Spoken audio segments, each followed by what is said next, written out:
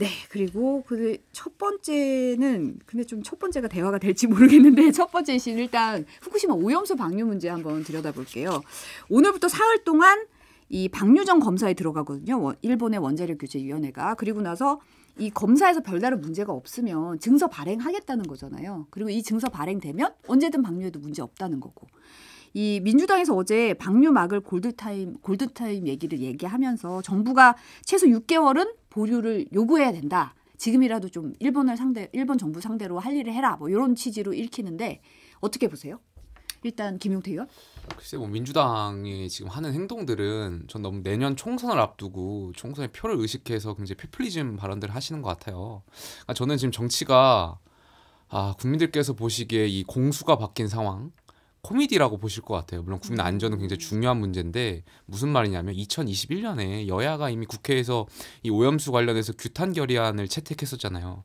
그때 뭐 여당에서 반대했던 의원님들 많이 계셨고 근데 지금 와서 바뀐 이 상황도 여야의 어떤 공수가 바뀐 상황도 되게 우습게 보실 것 같고 마찬가지 민주당 의원들도 마찬가지예요. 그때는 굉장히 방어적 태도를 취하셨던 민주당 의원들이 이제는 무슨 핵폐수라는 굉장히 자극적인 언어를 써가시면서 여기에 대해서 뭔가 국민을 선동하려고 하고 총선까지 끌고 가려고 하는 그런 행동들이 국민들이 보시기에 이게 정말 국회의원들이 정말 정치가 사류다 이런 생각을 하지 않을까에 대한 생각도 좀 해봅니다. 저는 국민의힘에 좀 질문을 드리고 싶어요. 일단 2021년 4월에 국민의힘 단독으로 의원들이 모여서 결의안을 냈었거든요. 이 결의안의 발의자가 현재 대통령실의 국가안보실장인 조태용 전 의원이었습니다. 그리고 당시 이 결의안에는 김기현 국민의힘 당대표와 박진 외교부 장관이 이름을 올리셨는데 이 내용을 보면 지금 민주당에 문제 제기하는 거랑 취지도 내용도 굉장히 똑같아요. 실제로 결의안에 나온 문구 하나만 제가 말씀을 드리면 정부는 오염수 방류가 우리나라 해양 생태계 파괴는 물론 국민 건강과 안전, 수산업계에도 큰 피해를 끼친다는 점을 간과해서는 안 된다. 라고 강하게 일본 정부를 비판하면서 우리 정부에도 대책 마련을 촉구를 하고 있거든요. 그럼 저는 이렇게 묻고 싶은 거죠. 왜 그때는 맞고 지금은 틀리냐. 국민의힘이 문제 제기를 하면 그것은 정당한 비판이고 지금 민주당이 문제 제기를 하는 것은 괴담이고 선동이냐. 저는 이런 국민의 생명과 안전과 직결된 문제만큼은 제발 정치 쟁점화 시키지 않았으면 좋겠거든요. 근데 지금 국민의힘에서는 집권 여당으로서 뭔가 대안을 마련하거나 국민들의 궁금증이나 불안을 달래기 위한 답변을 내놓는 대신에 먹방을 하신단 말이죠. 무슨 지금 이게 뭐 하는 건가? 이거는 사실 국민들의 이 불안을 잘 모르는 진짜 소위 말해 공감 능력 제로라고 부를 수 있는 행보들을 계속 보여주고 있어서 저는 국민의힘이 계속 괴담이다, 선동이다 하면서 야당이 입을 막을 것이 아니라 국민들께 그렇다면 제대로 설명하고 책임 있게 조치를 해달라라는 거죠. 그런 점에서 잠깐 소개해 주셨던 것처럼 오염수 해양 방류를 최소 6개월 정도 보류해달라라는 이 박강원 원내대표의 제안을 좀 신중하게 검토를 해주셨으면 좋겠어요. 네, 뭐 말씀하신 내용 중에 동의하는 부분도 있는데 물론 이 부분에 대해서 이제 여야가 이견을 다루고 이제 의견을 모아봐야 될 텐데 확실한 거, 사실적인 거는 2011년에 후쿠시마에 사태가 있었고 그때 이미 많은 양의 오염수가 그 바다로 흘러나갔어요. 그래서 그 전체 양에 봤을 때 지금 남아있는 건 굉장히 미량에 남아있는 것이고 그 당시에 세슘 농도가 일본 앞바다에 굉장히 높았던 것이 과학적으로 드러났고 10년 전과 비교했을 때 우리나라 앞바다의 세슘 농도는 지금 현재 이상이 없는 걸로 지금 계속 나오고 있거든요. 지금 미량의 이제 오염수 방류를 앞두고 있는데 이것이 지금 말씀하신 대로 야당이 주장하는 것, 제기하는 것과 또 전문가들 사이에서도 좀 의견이 좀 되게 달라요. 그러다 보니까 국민들께서는 당연히 불안하시잖아요. 그러니까 저는 야당이라면 여기에 대해서 좀 건강하고 건설적으로 정말 무엇이 위험한 것이고 그런 것을 좀 토론해 나가는 자세를 좀 보여주셨으면 좋겠어요. 근데 그것이 아니라 굉장히 자극적인 언어를 써가시면서 이것을 마치 총선 전략인 것처럼 행동하는 것을 좀 지양해 주셨으면 좋겠다는 말씀 좀 드리고 싶습니다. 근데 여야 양쪽도 어떻게 보면 이제 국민의힘 지도부 같은 경우는 아까도 지금 잠깐 얘기했지만 가락시장 가서 회를 먹고 성주 가서 참외도 드셨잖아요. 그리고 이제 민주당에서는 당신 노선이 들어갔고 뭐 윤재갑 의원은 어제 이제 중단을 하셨지만 길게 보고 여야 자세가 지금도 뭐 총선이다 선동이다 서로 약간 의견이 갈리는 것 같은데 양쪽은 또 어떻게 보세요? 일단 저는 먹방하고 단식하고 이러한 거는 그 기성 정치인들 입장에서 그분들의 최대한 능력치를 보여주고 계신 것 같아요. 그러니까 그분들이 사시던 세상에서는 그분들이 젊었을 때 살아왔던 그 세상에서는 먹방을 보여주고 단식하고 이러한 것이 국민들께 어떤 정치하는 모습을 보여주는 것이었기 때문에 최선의 방법을 선택했다라고 생각하지만 지금 저희 젊은 층이 봤을 때는 사실 와닿지가 않죠. 그리고 먹방하고 단식하고 하는 것이 정말 이 오염수 방류 문제와 어떠한 영향이 있을까? 그러니까 저는 별로 효과가 없을 거라고 생각돼요. 저는 뭐 효과성의 측면에서는 조금 부정적으로 평가를 하고 싶어요. 하지만 중요한 건 지금 왜 이렇게 뭐 민주당 같은 경우에 단식 농성까지 하게 됐느냐라고 보면 국민의힘이 합의한 사항을 제대로 지키지 않고 있어서라고밖에 말씀을 드릴 수가 없습니다. 왜냐하면 국회 차원에서 이 오염수 방류와 관련해서 특위를 만들기로 합의를 했거든요. 그게 벌써 2주가 지났어요. 근데 국민의힘에서는 합의를 했지만 시기는 어쨌든 IAEA 보고서가 나온 뒤에 하자라는 거예요. 그럼 지금 우리 정부나 정부 여당이 생각하는 거는 오염수는 어차피 방류가 될 거고 IAEA 보고서도 사실은 그것을 옹호하는 쪽으로 결정이 될 텐데 힘 빼지 말고 기다리자라는 거냐라고 저는 묻고 싶은 것이고 지금 그게 아니라 국회 차원에서 뭔가 특위를 만들고 우리가 정말 따져볼 건 따져보자라고 하는 거는 우리가 우리 국익을 챙기고 국민들을 위해서 정치가 마땅히 해야 될 일이잖아요. 네. 근데 여기에 대해서는 제대로 합의사항을 이행하지 않으면서 뭐 먹방하고 다니시고 뭐 민주당을 향해서 지나치게 괴담이다 선동이다 이야기를 하는 것은 지금 이미 저희는 과학적으로 문제제기를 많이 했습니다. 뭐 알프스 처리 능력에 대해서도 여쭤봤고요. 그리고 일본 측에서 제대로 로 데이터를 제시하지 않고 있는 부분들 역시도 다 묻고 있는데도 이걸 단순히 뭐 성주 참회, 뭐 회 이런 것들로 모든 문제 제기를 다 막고 있는 거는 사실상 여당이 아닌가 싶어서 좀 안타깝습니다. 저는. 아까 지금 방금 성주 참여 얘기가 나왔는데 이 먹방을 보여주면데 그냥 가신 건 아닌 것 같더라고요, 성주에. 그래서 지난 정권 얘기가 좀 사드 관련해서 흘러나오고 있는데 어떻게 봐야 될까요? 아무래도 여당의 입장에서는 지금 야당이 뭐 물론 문제 제기하는 부분도 있겠지만 사실 과한 부분도 되게 많아요. 야당에서 주장하는 것 중에 그런 것이 지난 정권에서 사드 사태에 있을 때도 민주당이 무분별하게 막 괴담을 선포했었던 거 있었잖아요. 소문을 퍼뜨리고 그런 것을 이제 같은 동일선상에 놓고 이번 후쿠시마 오염수 문제도 아마 민주당에서 과하게 제기하는 문제도 있을 것이다라는 것을 이제 같이 치환하려고 하는 것이겠죠.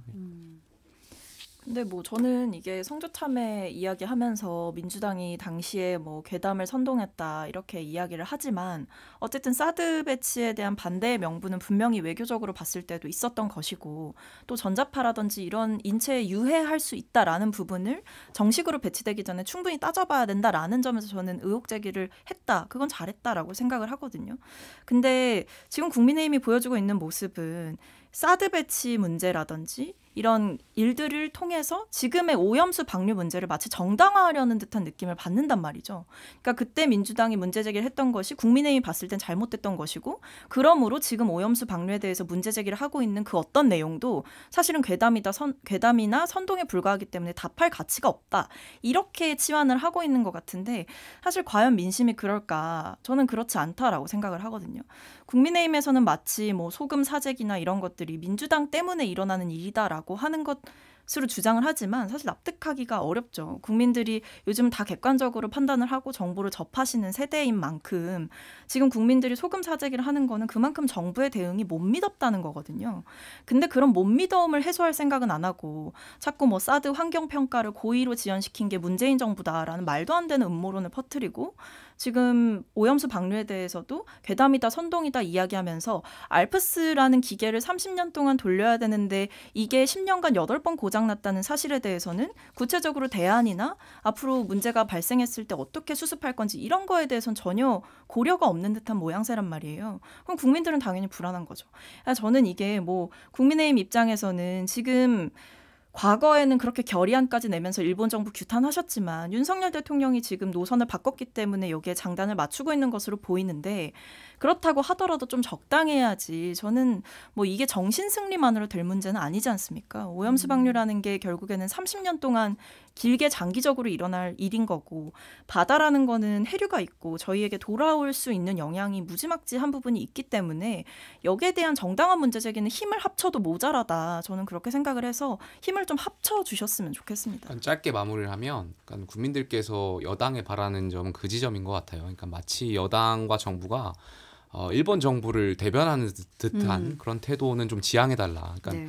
그러니까 물론 과학 데이터 중요하고 과학 데이터를 통해서 국민을 안심시키는 부분도 굉장히 중요하지만 만에 하나 정말 정부 입장에서는 의심하고 국민의 입장에서 그 데이터를 가지고라도 만에 하나 정말 이게 정말 국민의 정말 안전할까에 대한 의심을 가지고 일본 정부를 상대하고 이러한 것을 국민들께서 바라시는 것 같아요. 그렇죠. 그래서 네. 그러한 부분을 여당과 정부가 좀 국민의 바람을 좀 갖고 좀 앞으로 태도를 좀 바꿔주셨으면 좋겠습니다. 네, 그럼 다음 좀 넘어가 볼게요. 네, 이번에는 불체포 특권 얘기 한번 해보려고 그러는데 저는 좀 궁금했던 점이 이 두 분은 불체포 특권에 대해서 어떻게 생각하시는지 그게 좀 궁금했거든요.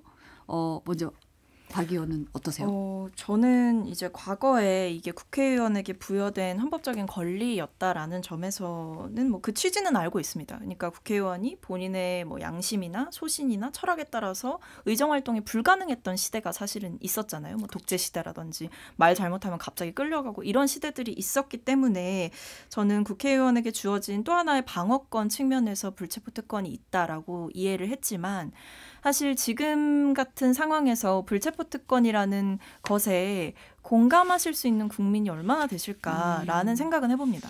그러니까 요즘은 사실 검찰의 수사 상황이나 이런 것들이 미심쩍은 부분이 있고 의혹이 생길 만한 지점은 있어도 어쨌든 충분히 정치인들이 자유롭게 발언하고 자유롭게 비판할 수 있는 시대잖아요.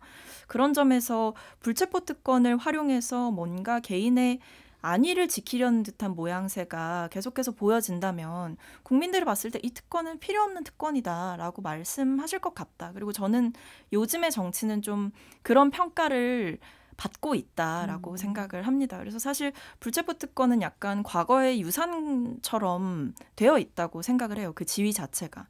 그런 점에서 특히 최근에는 어떠한 개인이 영장 실질 심사를 받지 않는, 그러니까 의원이 영장 실질 심사를 받지 않기 위해서 사용하는 이게 특권이 됐잖아요. 근데 그건 결국에는 국민들은 구속영장을 당연히 청구를 받고 거기에 따라서 법이 판단하는 대로 따라가는데 왜 국회의원만 그렇게 예외가 되어야 할까? 사실 요즘 국민들은 특권이다, 예외다 이런 거 만드는 거 굉장히 싫어하시는데 국회가 선거 때만 되면 말로는 다 내려놓겠다고 하면서 막상 상황이 닥치면 그때는 다시 이건 부당하기 때문에 특권을 행사해야 된다라고 이야기하는 게 그렇게 일관성 있게 보시지는 않을 것 같습니다. 그러니까 중고등학교 교과서에 나오잖아요. 그러니까 불체포 특권이라는 것은 행정부를 견제하기 위한 헌법상 고유 권한이잖아요. 상권 분립의 하나죠. 헌법에. 굉장히 중요한 권리고 말씀하셨던 것처럼 이 불체포 특권이 생기게 된 배경들이 우리나라의 특수성이 있는 거예요. 그런데 지금 민주당의 의원들이 보여주시는 것은 개인의 안위를 위해서 뭔가 불체포 특권을 쓰시려고 하는 것처럼 보여지잖아요.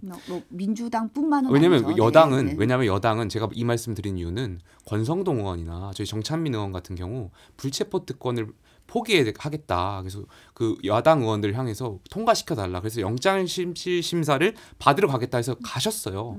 그러니까 저희 여당 같은 경우 그랬던 경우가 있었던 거거든요. 그러니까 국민들께서 바라시는 불체포 특권이라는 것은 아마 그런 것이겠죠. 그러니까 이런 개별 의원들에 대해서 개인의 안위를 위해서 쓰는 것이 아니라 정말 개인의 어떤 비리 의혹은 알아서 영장 실질 심사를 받으시면 되는 것이고 정말 이 입법부 헌법기관으로서 어떤 행정부의 어떤 견제를 하기 위해서 그럴 때는 저는 필요하다라고 생각되는데 지금 야당의 어떤 보여주는 행태들은 개인의 안위를 위해서 쓰는 것 같아가지고 그런 것이 아마 지탄받는 지점이 아닐까에 대한 생각이 있습니다. 특권이라고 얘기하니까 뭔가 주어진 것 같지만 사실은 상권 분립을 좀 위해서 주어지는 거고 우리나라뿐만 아니라 이제 뭐 유럽에서도 그렇고 전 세계적으로 또 회기 내내 있는 경우도 있고 사례별로 좀 다르긴 하더라고요. 그런데 사실 민주당 같은 경우는 지금 불체포 특권이 상당히 좀 이슈가 되는 이유 중에 하나가 이제 혁신안 1호기도 하고 이재명 대표의 불체포 특권 포기 선언에다가 당 차원에서의 쇄신 의지는 동의를 하지만 어떤 면에서는 내부에서 좀 불편한 기색이 좀 있는 것 같다는 얘기가 나오고 있어요. 어떻게 봐야 될까요? 네. 약간 이 혁신위의 요구랑 그 결은 비슷한데 그 내용이 디테일이 좀 다르죠. 예를 들면 이런 거예요. 혁신위는 이 체포동의안 가결 처리하는 것을 당론으로 해달라라는 건데 이제 지금 당 지도부에서 나오는 입장은 이 체포동의안의 부결을 당론으로 정하지 않겠다라는 거죠. 이게 되게 같은 듯 다른 단어로 쓰이고 있는데 저는 이게 당 내부에 여전히 이 불체포 특권을 포기하는 것에 대한 좀 우려, 걱정 이런 것들을 잘 내포하고 있는 지금 지도부의 입장이라고 생각을 하거든요. 그러니까 쉽게 말씀드리면 사실 좀 애매모호한 거죠. 물론 다행인 것은 뭐 구체적으로 지도부도 이야기를 하긴 했습니다. 임시회를 열지 않겠다라는 식의 이제 구체적인 행동 지침까지 이야기를 하셨어요. 네. 사실 이게 불체포 특권 처리하려면 체포동의안 처리하려면 임시회를 열든가 뭐 국회를 열어야 그 회기 중에 처리를 할 수 있는 건데 안 열겠다는 거는 그냥 영장 실질심사 받으라는 거거든요. 그런 점에서는 구체적으로 이행 방법을 이야기를 했지만 이게 체포동의안의 가결 처리까지 당론으로 하는 것은 의원들 내부에 좀 반발이 있다라고 저는 파악을 하고 있고요. 네. 그런 점에서 지금 혁신위의 이야기에 반대하는 것은 아니지만 그 취지를 살려서 다른 대안을 내놓았다라고 보는 것이 조금 더 적합하지 않을까 싶습니다. 다만 이렇다고 해서 혁신위에서 내놓은 혁신안 1호가 뭐 좌초됐다 이렇게 볼 건 아닌 것 같아요. 어쨌든 뭐 임시회를 열지 않겠다라고 공표를 한 것도 국민들께 한 대국민 약속이기 때문에 저는 그런 점에서 앞으로 민주당에서 불체포 특권이 이슈가 되는 일은 사실 없지 않을까라고 생각을 하지만 지도부가 좀 더 매끄럽게 좀 더 명쾌하게 결론을 더 내려주는 것이 좋지 않을까라는 생각도 가지고 있습니다. 사실 이상민 의원도 지도부 경향에서 왜 우물쭈물하냐 이런 글을 남기기도 했어요. 이런 분위기 때문에. 근데 사실 이제 그런 거죠. 이재명 대표께서 굉장히 명쾌하게 얘기를 하셨잖아요. 본인의 의지를 밝히셨어요. 체포동의안이 오면 심사를 받겠다. 그러니까 더는 불체포 특권을 활용하지 않겠다라고 당대표가 이렇게 의지를 천명했다고 한다면 전 당에서도 이것에 어느 정도 발을 맞춰주는 것이 필요하고 이것이 당시에 이제 혁신이 출범을 바로 앞둔 직전에 했던 발언이신데 그건 역시도 아마 혁신위의 그 개혁안에 힘을 실어주기 위해서였다고 저는 판단을 하거든요. 그렇다고 한다면 의원님들마다 뭐 개개인의 속사정은 좀 다르겠습니다만 본인들이 좀 불안하고 걱정이 되더라도 지금 우리 당이 어떤 위기에 빠져 있느냐를 좀 고민을 해보시고 체포동의안이 날라왔을 때 우리가 기존처럼 부결을 계속해서 시킨다? 저는 국민들로부터 굉장히 크게 혼날 거라고 봅니다. 그렇다고 한다면 더 늦기 전에 우리가 수습할 수 있는 선에서 수습을 제대로 해야 된다고 보고 이걸 더 미적지근하게 뭐 내부 반발을 이유로 뭐 제대로 답을 못하는 상황은 빨리 끝내는 것이 좋겠죠. 김기현 대표가 사실 26일 최고위원회에서 불체포 특권 포기 공동 성명하자 뭐 이런 식으로 얘기를 하셨잖아요. 예. 이거 뭐 이렇게 약간 지르는 건가요? 제가 봤을 때는 무슨 속내로 봐야 되나요? 아니, 너무 뜨거운 것 여당 같은데요? 입장에서는 네. 이 불체포 특권 왜냐하면 이재명 대표가 말을 여러 번 바꾸셨잖아요. 대선 기간에도 공약을 내세웠음에도 불구하고 지키지 않으셨던 부분도 있으니까 그러니까 여당 입장에서는 이 쟁점을 이제 끌고 가려고 이제 말씀을 드렸던 것 같은데 제가 봤을 때는 큰 의미는 없을 것 같아요. 그러니까 조금 전에 말씀드렸던 것처럼 불체포 특권이라고 하는 것은 헌법 44조에 있는 사항입니다. 그러니까 이것이 법 개정으로 일어날 수 있는 것이 아니라 헌법을 개정해야 되는 부분이기 때문에 무슨 서명하고 이건 그냥 정치적인 선언적인 의미가 있는 것이지 그러니까 실질적인 의미는 없을 거라고 저는 생각됩니다. 안민석 의원이 오늘 라디오에서 민주당이 피 흘릴 각오로 혁신의 1호안을 받아야 된다라고 얘기를 했어요. 이제 이게 제대로 작동을 안 하면 사실 혁신이 자체가 좀 자초될 수 있다, 위험할 수 있다 이런 얘기를 했는데 지금 상황 어떻게 보세요? 말씀하신 대로 지금 좌초될 위기의 그 기로에 있는 거죠. 그러니까 이 혁신이 1호안을 완벽하게 수용하는 그 뉘앙스를 보여주지 않으면 그런 입장을 정확하게 내놓지 않으면 나중에는 혁신위를 위한 혁신위가 나올 판이에요. 그러니까 이렇게 되면 혁신위의 그 내용적인 면이나 의미 자체가 퇴색될 수가 있어요. 혁신위가 백날 떠들어도 지도부에서 이걸 받아주지 않거나 당이 모르쇠 한다고 하면 혁신위가 뭐 도대체 어떻게 2호, 3호를 내놓을 수 있겠습니까? 그런 면에서 지금 혁신위의 1호안은 국민들의 눈높이와 이 민주당의 상식을 맞춰가는 굉장히 중요한 의미를 담은 내용을 내놓았다라고 보고 앞서도 말씀드렸지만 지도부가 이렇게 뭐 반대하지는 않지만 그렇다고 환영 찬성하고 있냐 뭐 그런 입장도 약간 모호한 거잖아요. 그러니까 이게 애초에 논쟁거리가 되는 것 자체가 저는 좀 문제라고 보고 누가 봐도 혁신위의 1호안을 민주당이 받았다라는 거를 보여줄 수 있게 혁신위의 워딩 그대로 단어 그대로 받아주는 것이 필요하다라고 생각합니다. 이낙연 전 대표가 귀국했잖아요. 네. 요거에 대해서 향후 전국 어떻게 보시나요? 국민의힘이 요새 이낙연 대표님을 그렇게 좋아해요. 이낙연 대표님 얘기만 나오면 다들 그렇게 신이 나가지고 정책 평론을 막 10분씩 하시더라고요. 제가 오늘은 그러시지 않길 바랍니다. 근데 저는 네. 약간 뭐 민주당 분들이 보시기에는 뭐 힘을 합치고 이런 모습을 보여주시길 원하겠지만 저는 정치라는 것이 그 정당 안에서 가치를 두고 여러 계열, 여러 계파들이 끊임없이 토론하고 투쟁하고 국민의 선택을 받아오는 과정이 전 정치라고 생각해요. 그것이 건강한 정치 문화라고 생각하고요. 그래서 아무래도 이낙연 전 대표 같은 경우는 대통령 선거를 다시 출마할 가능성이 있는 분이고 대선을 나가시려면 당내 경선에서 이겨야 되고 그렇게 하려면 내년 총선에서 본인과 생각을 같이 하시는 분들이 원내 진입을 많이 하셔야 되는 것이 유리하거든요. 그러려면 어쩔 수 없이 필연적으로 이재명 대표와 경쟁을 할 수밖에 없는 내년 공천권을 두고 경쟁할 수 있는 구도로 갈 수밖에 없는 상황이 도래할 거라고 생각되고요. 그 시점은 아마 이재명 대표의 1심 판결, 그러니까 뭐 공직선거법 위반이든 뭐 제3자 뇌물죄든 여러 어떤 건이든 1심 판결이 유죄냐 무죄냐에 따라서 좀 달라지겠지만 만약에 유죄가 나온다면 거기에 대해서 아마 더 심하게 아마 좀 부딪히지 않을까 생각도 해봅니다. 그래서 싸워라 이렇게 하시는 그러니까 거예요? 싸워서 결국에는 그러니까 저희 여당도 여당 안에서도 사실 많이 싸웠잖아요. 그렇죠. 대통령이 계심에도 불구하고 저희가 많이 싸웠는데 이것이 결국에 국민의 선택을 받아오는 과정이 있는 거니까요. 전 정당이 건강하다면 많이 싸우고 싸우면서 크는 거잖아요. 원래 싸우면서 국민의 선택을 받아가는 과정이 저는 건강한 정치 문화라고 생각합니다. 근데 싸우기만 해서는 안 되죠, 사실. 그렇죠. 그리고 이제 국민의힘 보면 싸워서 크는 게 아니라 싸우니까 계속 다치던데요. 너무 다쳐서 이 상처가 회복 가능하냐 뭐 이런 얘기까지 나오는데 네. 뭐 저는 어쨌든 이제 김용태 최고는 아니라고 하셨지만 저는 힘을 합친다에 저는 한 표를 제시하고 싶고요. 네. 그리고 그런 거예요. 이게 냉정하게 봤을 때 뭐 정말 정치공학적으로 본인의 사람을 총선 때 많이 공천을 받게 하고 당선을 시키려고 노력한다고 치죠. 근데 민주당이라는 이 틀 자체가 흔들려 버리면 공천을 백날 받아봤자 본선에서 져요.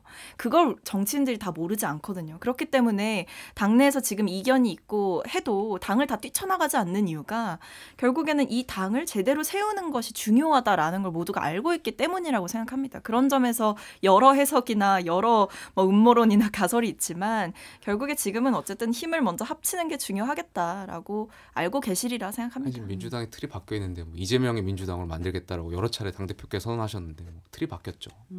그거 뭐 다른 의원님들도 챌린지 하셔서요. 뭐 땡땡땡의 민주당 다들 많이 하셨어요.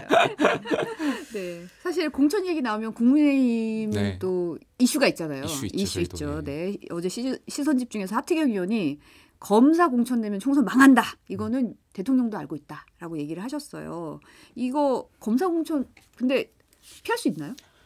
결국엔 대통령의 생각을 좀 알아야 될 것 같은데 국민들의 생각은 검사분들이 물론 훌륭하신 분들도 있겠지만 대다수의 검사가 정치를 시작하는 것에 대해서 그렇게 좋게 평가하시는 분들은 많이 없을 거라고 생각돼요. 어떤 깊이 반응이 있으시기 때문에 아무래도 하태경 의원이 말씀하셨던 것은 그럼에도 불구하고 이제 검사를 공천하게 되면 그러니까 대통령께서 그러니까 어떤 여권에서 권력자들이 이제 공천할 때 검사들을 공천하게 된다면 수도권에는 사실 굉장히 어려운 선거가 예상되다 보니 TK라든지 이제 영남권에 많이 공천할 거라는 판단이 서잖아요. 네. 그럼 영남권은 사실 저희 당 지금 현역 정치인들 굉장히 많은 곳이고 이분들의 공천이 낙천이 되고 이러면 결과적으로 TK부터 시작해서 전국 선거구가 영향을 미칠 것이기 때문에 그러한 부분에 있어서는 대통령실과 또 여당의 지도부가 좀 정략적인 정무적인 판단을 하셔야 된다. 말씀 계속 드려야 될 것 같습니다. 데이지님이 이번 총선 때 정말 투표 잘해야 합니다 하셨어요. 정말 투표 소중합니다. 네. 저는 사실은 너무 싸우다 보면 정치 허무만 생기고 맞아요. 너무 극단적으로 가다 보면 중간에서 그냥 내려놔 버리는 경우가 있어서 그게 정당 정치에는 굉장히 좀 악영향이잖아요. 그런 면에서 좀 안타까운 면도 있고 좀 잘 화합이 됐으면 하는 면도 있는데 다음 소식 잠깐만 하나 간략하게 좀 볼까요? 사실 이르면 내일 개각을 단행할 것 같다는 보도가 지금 나오고 있잖아요. 이번 개각에 인사 겸증하면서 이거 대통령실 핵심 관계자가 기자들한테 한 말이거든요. 뭐 정순신 그 후속 조치로 본인과 자녀의 학교 폭력 전력을 자세하게 들여다봤다. 뭐 이런 식으로 얘기를 했어요. 근데 차기 방송통신위원장 후보자 지명이 유력한 이동관 특보가 사실 적극 소명했다. 이런 얘기가 또 나오고 있고 이 문제 다 해소가 됐다고 보시나요? 이 부분은 저보다는 박성민 선수가 할 말이 많은 것 같아요. 자연스럽게 이렇게 바톤을 떠넘기는. 그럼 제가 좀 말씀을 드리면 일단 코미디죠. 왜냐하면 지금 국회에서 정순신 방지법 통과되고 잉크도 안 말랐을 거예요 아마. 근데 지금 이제 와서 이동관 특보를 방통위 후보자로 지명을 하겠다라고 하면서 장차관들한테는 또 학폭 검증을 강하게 한다? 이거는 그럼 이동관 특보는 뭔가요? 이동관 특보는 지금 언론에 의해서 뭐 피해자가 4-5명 되는 걸로 나오고 또 당시 학폭위가 열리지 않는 데에 대해서 교사들이 교사회의에서 문제 제기도 했다 그러고 심지어 이동관 특보가 직접 뭐 고등학교 이사장에게 연락을 해서 이 사안을 사실 본인의 권력을 이용해서 무마시키려고 했던 거 아니냐라는 비판까지 아주 차곡차곡 비판의 지점들이 굉장히 많이 쌓여있거든요. 그렇다면 이 사건이 도대체 정순신 그 변호사의 사건과 뭐가 다르냐. 권력형 학폭이라는 점에서는 사실은 똑같은 거 아니냐. 이런 질문을 드리고 싶고 이거야말로 진짜 장차관 인사검증을 뭐 할 때 학폭 봤다. 이걸로 어필을 하면 뭐합니까? 이동관 씨가 버티고 있는데. 이 말이 일관성이 있고 진정성이 있으려면 이동관 특보를 지명하면 안 되죠. 이 사람을 임명하려고 하면 안 되죠. 근데 지금 대통령실은 그대로 가려는 분위기인 것 같더라고요. 근데 이동관 특보 자녀와 관련 학폭 문제 그리고 여기에 이제 부모의 권력을 개입해서 이걸 무마하려고 했던 문제도 심각한 문제지만 문제는 언론관이에요. 이분이 MB 청와대에 계셨었는데 이때 홍보수석 하셨단 말이에요. 이때 당시에 뭐 국정원 시켜서 문건 작성하고 지금 요즘도 뭐 이제 약간 잊혀진 인물이지만 정진석 전 비대위원장께서 보수 참칭 패널 이런 말씀하시면서 보수 패널도 막 저격하고 검증하고 그랬었잖아요. 이때도 좌편향 패널 뭐 이런 이야기 하시면서 출연자 교체해야 된다 이렇게 외압 가했다라는 문건들이 다 드러나고 있단 말이에요. 그럼 이런 분을 그것도 현직 대통령의 특보를 방통위원장에 지명한다? 이거는 완전 언론 독재를 하겠다라는 완벽한 시그널 아닌가요? 저는 진짜 이게 문제가 없다고 생각하시는지 너무 궁금해요. 최고님. 그러니까 일단 지명하시게 되면 청문회가 열려야 될 것 같은데 그러니까 학폭 같은 문제는 사실 피해자 입장이 좀 중요할 것 같아요. 그러니까 지금 여러 명의 피해자가 있다고 제가 알고 있는데 소수의 어떤 피해자는 뭐 문제 없다라고 의견을 밝혔다라는 또 언론에서 제가 봤던 것 같고 어쨌든 지금 피해자분들이 싫으면 싫은 거잖아요. 그러니까 피해자 입장을 좀 더 기다려봐야 될 필요가 있을 것 같다라는 말씀을 드려야 될 것 같고요. 그다음에 이 언론과 관련해서는 그러니까 늘 이게 사실 정권이 바뀌면 여야 할 것 없이 어떤 방송을 정권의 입맛에 맞게 하기 위해서 뭔가 액션을 취해 왔었던 것도 사실이 있었잖아요. 문재인 정권에서도 있었고 말씀하신 대로 이명박 정권이라든지 과거 정권들이 있었어요, 다. 그래서 저는 글쎄 이게 10년 이동관 특보 같은 경우에 10년 전 일인데 지금 상황에서 과연 10년 전 했었던 일들을 또 하실 수 있을까? 지금은 언론 상황이 굉장히 바뀌었던 것 같고 지금 만약에 이렇게 하게 되면 글쎄요, 저는 만약에 대통령이 장악한다고 생각한다면 장악될 수도 없는 상황이라고 생각되고 글쎄요, 이동관 특보가 다른 생각 갖고 계실 것 같은데 여기에 대해서는 한번 청문회가 열리게 되면 좀 들어봐야 될 것 같습니다. 근데 뭐 청문회랑 상관없이 단행을 하지 않을까라는 생각이 들고 이동관 씨의 자질도 문제인데 이분이 가게 되는 자리의 무게를 좀 살펴볼 필요가 있어요. 방통위원장은 사실은 단순히 뭐 언론 장악을 해야지라는 의지만 갖고 뭐 언론 장악을 할 수 있겠다. 제가 이렇게 예단하는 것이 아니라 방통위원장이 가지고 있는 권한들이 굉장히 언론사에 직접적으로 영향을 미칠 수 있는 부분이 있기 때문에 우리가 그 자리를 중요한 자리이기 때문에 청문회도 하는 것이고 방통위원장의 직무 자체가 애초에 방송의 자유와 독립, 공공성과 공익성 이것을 위해서 일하는 자리란 말이에요. 근데 여기에 현직 대통령의 특보가 간다? 근데 이분의 이력을 줄줄이 살펴보니 과거에 언론 장악했던 전례도 있다?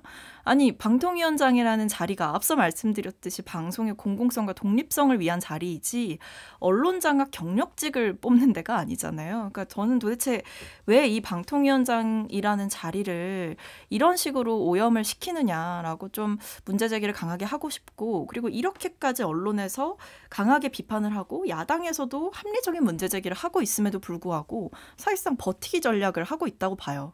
그러니까 근데 이 버티기가 누굴 위한 버티기냐. 결국에는 대통령이 쓰고 싶은 거 아니겠어요? 쓰고 싶은 거예요. 아무리 비판을 해도 사람들이 이건 아니다라고 문제 제기를 하고 실제로 학폭 의혹 터졌을 때 국민의힘 사람들도 좀 우려를 했어요. 이거 국민의 정서가 반대로 가는 것 같다라고 우려를 했는데도 이거를 그대로 한다는 거는 대통령이 쓰고 싶은 거죠. 전 여기서 대통령의 생각을 읽을 수 있다고 봅니다. 우려를 했나요? 뭐 있었겠죠. 아무래도 대통령실에 말씀하신 대로 그런 우려가 조언이 올라간 걸로 제가 알고 있고요. 아마 대통령께서 인사권자시기 때문에 거기에 다 적절하게 종합해서 판단하실 텐데, 그러니까 저는 이 모든 우려를 뛰어넘을 수 있는 이동관 특보의 능력이 대통령만께서 보시는 능력이 있는 건지 거기에 대해서는 저도 좀 의문이 들긴 하는데. 김준일 대표는 이 문건의 정황이 나온 게 경력직이라서 더 환영하는 분위기가 있다 이런 약간 얘기를. 기술자, 숙련된 기술자가 저희 있을 성지영의 수가 뉴스 있는 봐서 거죠. 사기 시작한 지 얼마 안 됐는데 뉴스의 존치를 위해서라도 이 코너에 더 줄이는 게 나을 것 같습니다. 오늘은 여기까지 하죠. 오늘 여기까지 하고 다음에 또 두 분 또 오늘 나와주셔서 정말 감사합니다. 네. 감사합니다. 감사합니다.